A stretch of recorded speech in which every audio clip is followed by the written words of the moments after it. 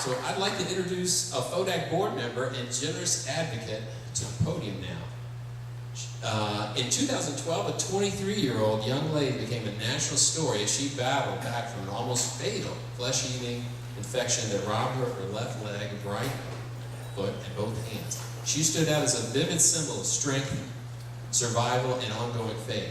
Her recovery through the many operations, grueling therapy, and difficult adjustment to a new body is nothing short of remarkable. During her recovery, she finished her master's in psychology at the University of West Georgia and her master's in social work at Valdosta State. She's become an oft-requested inspirational speaker and vocal advocate for people with disabilities. And we're proud and honored to have her on our board as a representative of FODAC and its mission. Ladies and gentlemen, Aimee Copeland.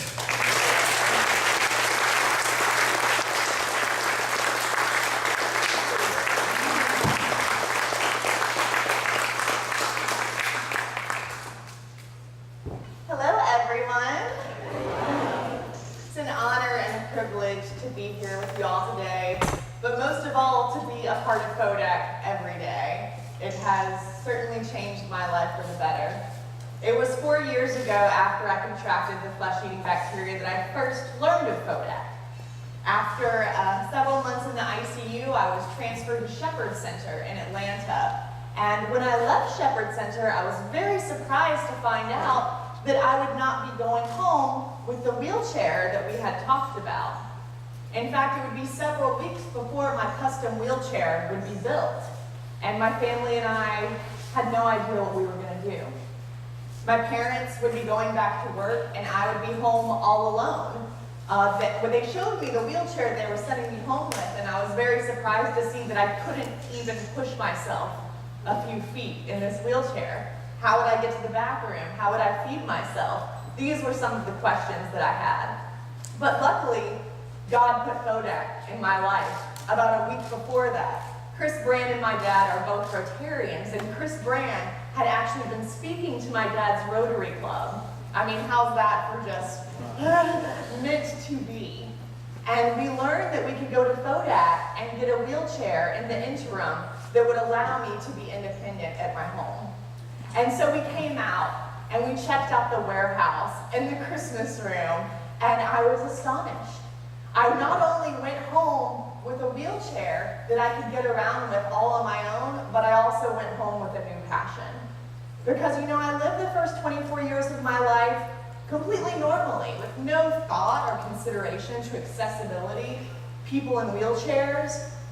When I saw that Christmas room and the pediatric equipment, I felt my heart being pulled for these children, these kids that, you know, weren't able to play on the playground, weren't able to go to the skating rinks or get in people's houses for birthday parties. And I felt that this was a very strong calling for me to help all of these people to get the equipment that they need, the opportunities that are so important to us, mobility, something that we take for granted every day, the fact that we can take one step and another in front of each other. And so I felt this incredible passion because I wasn't able to unsee what I had seen, nor did I want to. I felt called to join with this organization, and it has been a huge blessing to me ever since. It was an incredible part of my own recovery, and I tell people all the time, you know, when you help other people, you're the one that gets the most healing. I have benefited far more from this organization and what I'm able to do for this organization than anything I've done for them. So it's been just an incredible, incredible opportunity to witness the impact of FODAC. And the way I like to see it is it's almost like this web. And what we're doing is in the center of this web and providing equipment to people who need it. But the tendrils that go out into the world from what we're doing are infinite. Getting people back to work, getting people to school, the kids that come here and get a walker and are able to run across the room for the first time in their lives. This is incredible. The impact that we're able to have on the world is just amazing to me. And so I'm so very grateful for having this opportunity and to be able to spread this word. And I just think we're so lucky to have this organization in our community. There are so many communities out there that don't have anything like this. And so it is a great honor to be able to continue to help this organization not only sustain, but grow and to evolve so that more communities can be reached, more people can be reached, and more people can be positively affected and given that gift of independence, which is what I was given, you know, for those 2 weeks to be able to move around my house. And that is what has allowed me to now continue to do what I'm doing, to maintain my independence. And I just think about the people that come in here day in and day out and are given that same gift of independence that I was given. And they're able to then go out into their world and their community and spread that along. That's what we're doing. So I like to think of this organization almost as like this exponential organization. Not only because, you know, for every dollar donated, because we are a reuse center, we're able to give much more than just that $1 to the community. That money is multiplied.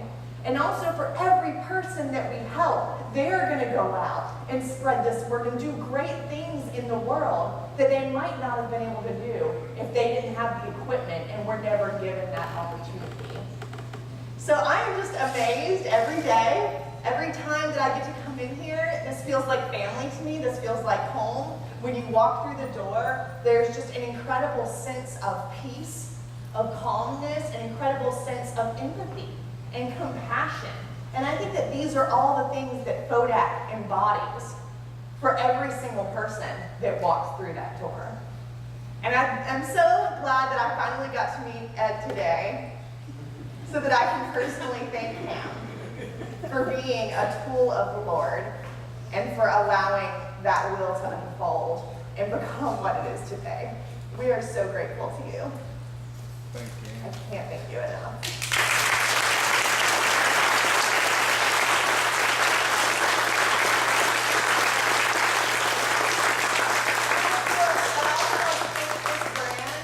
Who is continuing that vision and continuing to allow that mission to unfold every day in all the work he does. He works so incredibly hard giving himself to this organization. It's really amazing. I have seen very few people who are as dedicated to what they do as Chris is. And I think that trickles down, as you'll see with the staff members here. The staff members here come here because they feel strongly dedicated to this organization's mission. They come here to contribute to that and to keep that going. You know, this isn't just a job, it's a calling for everyone who is involved in this organization. And of course, most of all, I'd like to thank you all, the friends of FODAC, the people that come here and allow us to continue our mission and allow us to continue giving back to the community. Thank you for not turning around and turning your back and pretending like you didn't see this. Thank you for not being able to unsee what you have seen and for having that passion and that dedication and allowing us to grow and to evolve so that we can continue to reach our tendrils out into the world and bless everyone who comes here. Thank you all so much for coming today.